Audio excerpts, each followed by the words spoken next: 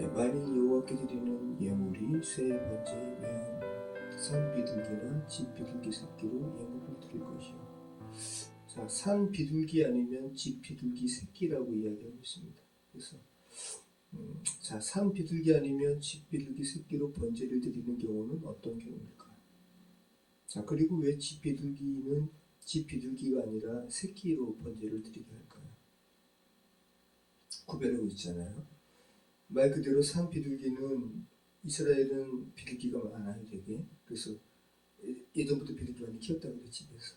거기 뭐죠? 로마에 의해서 최후 이스라엘 사람들이 이렇게 버티다가 마사가 거기 그 사람들도 새 이렇게 거기 보면 새 키우는 그 새장을 이렇게 했죠. 산 비둘기를 잡아서 번제를 드리는 사람들은 아무것도 없는 사람들이에요. 아무것도 없는데 이제 번제를 드려야 되니까 길에 있는 산 비둘기 잡으라는 거. 그래서 산에 가서 잡으면 되는 거예요. 예. 그리고 집 비둘기 새끼는 왜 그럴까요? 집 비둘기는 일부러 집에서 키우는 거 아니에요, 그죠? 근데 새끼니까 집 비둘기 어미를 잡으면 새끼 나올 수도 없고, 그죠? 그러니까 워낙 가난한 사람들. 그러니까 집 비둘기 새끼는 거의 가치가 없었다 그러고요. 그리고 산 비둘기는 말 그대로 자기한테 없는 거 가서 잡아서 드리는 거니까 정말 무일푼의 사람들, 네, 정말 가진 것 없는 사람들. 그런데 정말 가진 것 없는 사람들, 무일푼의 사람들일지라도 주님과의 관계 회복의 제사가 필요하다, 필요하지 않다. 필요하다. 네. 부자나 가난한 자나 선한 자나 악한 자나 세상의 그 어느 누구도 누군가의 대속적인 죽음이, 그를 위한 대속적인 죽음이 필요치 않은 사람은 아무도 없다라는 것을 새 번제는 말해주고 있습니다. 자, 비록 덩치는 소에 비할 바가 안 되는 작은 새지만 새 번제와 소의 번제는 근본적으로 차이가 없어요. 생명이잖아요, 그죠? 생명이 죽는 거고요. 또 생명 죽음에 있어서 피 흘림이 있습니다. 정말 예수 그리스도의 대속의 죽음을 번제는 정확하게 말씀하고 있어요. 대속의 이 핵심이 새의 경우에도 그대로 투영된다는 것. 제사장은 그것을 제단으로 가져다가 그것의 머리를 비틀어 끊고 제단 위에 쏟아서 하고 피는 제단 곁에 흘릴 것입니다. 자, 누가 새를 가져가요? 제사장이. 그래서 제사장이 새를 잡는 거예요. 소나 양의 경우는 예배자가 잡았거든요. 자, 그럼 왜 그럴까? 자, 그리고 단 곁에 흘릴 것이며 소의 번제 같은 경우는 단 제단 사방에 뿌렸잖아요, 그죠? 자, 이 표현도 다르잖아요. 자, 아무튼 근데 단 곁에 흘리는 것과 제단 사방에 뿌리는 것은 근본적인 건 같아요. 그만큼 새의 피의 양이 뿌릴 만큼, 사방에 뿌릴 만큼 그렇게 많지 않다. 그냥 흘리는 거예요. 흘리는 거지만 결국 사방에 뿌린 것 같습니다. 그럼 사방에 뿌리는 것은 어떤 것을 말씀하는 거예요? 나를 위한 이 대속의 죽음, 이 제물의 죽음이 사방에 공표되는 거예요. 그죠? 예수 그리스도께서 십자가가 정말 이렇게 세워진 거예요. 시간을 초월해서. 누구든지 시간을 초월해서 골고다에 세워진 예수 그리스도 십자가를 보면 그분의 대속의 은총을 깨달을 수가 있고, 그래서 하나님과의 관계 회복이 알려지는 거잖아요. 사방에 뿌려진 건 그런 의미입니다.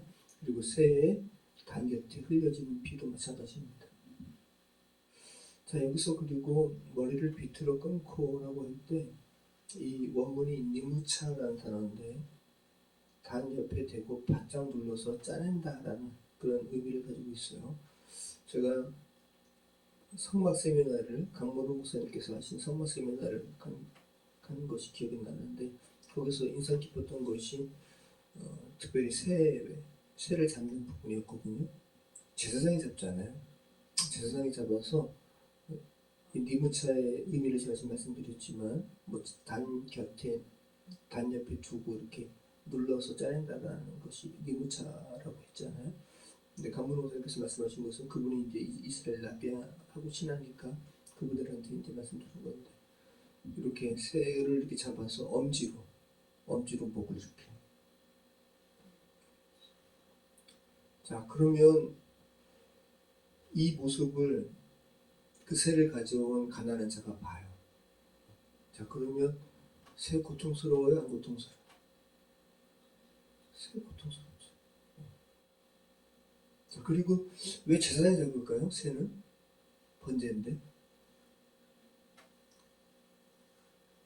워낙 조금해서 다른 곳에서 잡아서 이동할 때 피가 손실될 수 있기 때문에 제사장이 직접 잡는 거예요. 특별히 새만큼은 작아서. 자, 제사장이 이렇게 비둘기를 비틀어 죽이고 피를 짜내기 위해서 짓누르는 것을 그 재물을 가져온 가난한 이가 지켜봅니다. 얼마나 작은 새가 고통스러워할까. 자, 만약에 재물의 피를 단 위에 흘리는 것에만 초점을 둔다면 비틀어 죽이는 것 말고도 그저 새에게 고통을 그렇게 가하지 않고 피를 흘릴 수 있는 방법은 다른 것도 찾으면 많을 거 아니에요. 그죠? 근데 일부러 새 목을 비틀어 죽이는 것은 정말 그 예배자가 왜 나 때문에 저 새가 죽어야 되지 저렇게? 그죠? 흠없는 수소나 순양을 예배자가 직접 잡는 경우와 똑같은 거야. 그 작은 새가 자기 앞에서 제사장의 손에 의해서 저렇게 죽임당하는 것을 보게 되는 거죠. 너무, 그러니까 결국은 이 죄악의 엄중함, 죄악이 정말 주님 앞에서 얼마나 죄악이 주님 앞에서 진노를 사야 되는 것임을 알게 되는 거죠. 그것의 모의 주머니와 그 더러운 것을 제거하여 제단 동쪽 재버린 곳에 던지고 또 그 날개 자리에서 그 몸을 찢되 아주 찢지 말고 제사장이 그것을 제단 위에 불이 있는 나무에서 불살라 번제를 드렸지니 이는 화제라 여호와께 향기로운 냄새다. 네, 모의 주머니와 더러운 것은 제거하여 제단 동쪽 재버리는 곳에 던지라 말씀합니다. 뭐 당연한 것도 주님께 더러움을 가져갈 수는 없습니다. 그죠? 더러움을 제거하고 온전한 것만 주께 그렇게 올려드리게 됩니다. 자, 그리고 그 날개 자리에서 그 몸을 찢되 아주 찢지 말고, 그죠? 자, 창세기 15장에 아브라함이 새를 잡았는데 쪼갰어요. 쪼개기만 한 거예요. 완전히 분리한 게 아니에요. 비슷한 거죠. 날개를 찢되 몸에서 분리하지는 않아야 된다. 그래서 이것은 날개를 찢는 것은 소나 양의 몸을 각드는 것과도 지금 맥락이 같죠. 하지만 재물 자체가 워낙 작기 때문에 완전히 분리할 필요가 없습니다. 이렇게 쪼개가지고 놓는 거예요. 날개를 찢는 것만으로도 그죠? 그 재물의 몸이 완전히 파괴된 것을 이야기하는 거예요. 그죠? 우리 죄악이 완전히 각이 띄어지듯이 이렇게 사라짐을, 완전히 진멸당함을 말씀하고 있는 거죠. 자, 그런데 이 재물을 나무 위, 불 위에, 제단 위에 불 위에 있는 나무 위에서 불살라 번제를 드리지. 조그만 새니까 제단 위에서 이렇게 태워질 때 뭐 순식간에 타는 거죠. 근데 고기 타는 냄새잖아요. 머리카락 타는, 여러분 머리카락 라이터에 이렇게 그슬리는 것만 해도 얼마나 역해요. 그죠? 근데 이것을 이는 화제라 여호와께 향기로운 냄새다. 그래서 이 원문을 직역하면 원문이 이런 의미가 있는데, 왜요? 이것은 여호와께 드리는 진노를 달래는 향기로 불에 태워 드리는 제물이다. 이게 이는 화제라 여호와께 향기로운 냄새니라 라는 이 원문의 직역이에요. 이것은 여호와께 드리는 진노를 달래는 향기다. 진노에 포커스가 있습니다. 하나님과의 이 하나님의 형상을 지음받은 사람과의 관계를 가로막는 이 죄악은 하나님께 진노받습니다. 그리고 사라져야 됩니다. 그러니까 물리적으로 이 고기 타는 냄새가 향기롭다는 것이 아니라, 그죠? 사람과 하나님 사이를 가로막는 죄악이 타는 것이, 이것이 향기로운 거죠. 하나님께서 그것을 원하시고 우리도 그 관계 회복을 바라고 있습니다.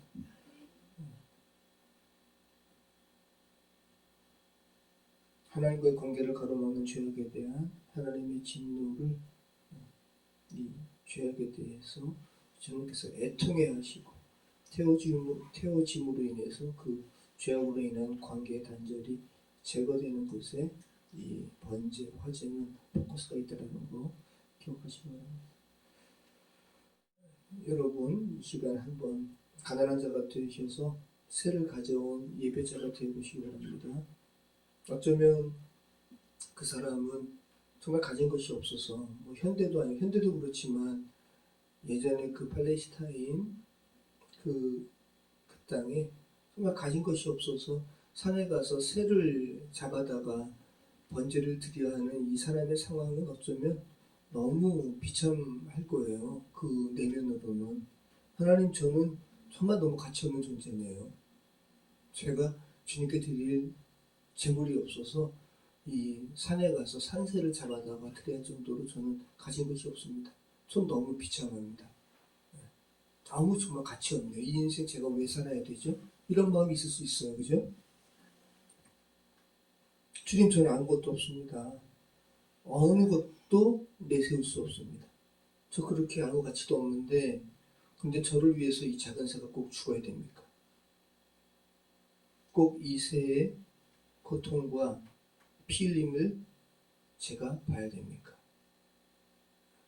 이 부분을 한번 집중하시기 바라요. 대속의 사건이 필요한 존재라는 것. 그 한 사람이 이 세상에 남아 있을지라도 예수님은, 하나님께서는 독생자 예수님을 그를 위해서 산새처럼 그를 위해서 대속의 죽음으로 보내셨을 거예요. 그만큼 우리 한 사람 한 사람은 정말 하나님의 형상으로 지음받은 존재라는 거, 가치 있는 존재라는 거, 여러분 기억하시기 바랍니다. 기도하겠습니다. 참 좋으신 하나님 감사합니다. 오늘 이 작은 새를 주 앞에 잡는 이 새의 번제기에서 살펴봤습니다. 성령 하나님, 제가 주님 앞에 가치 없다, 그렇게 스스로를 아버지 평화하지 않도록 도와주시고, 성령 하나님, 우리 한 사람이 이 세상에 남아있을지라도 주께서 예수 그리스도를 보내실 것이라는 이 엄청난 사실에 대하여 주께 반응하고 성령으로 반응할 수 있는 우리 인생 되게 해주시옵소서. 예수 그리스도 이름으로 기도합니다.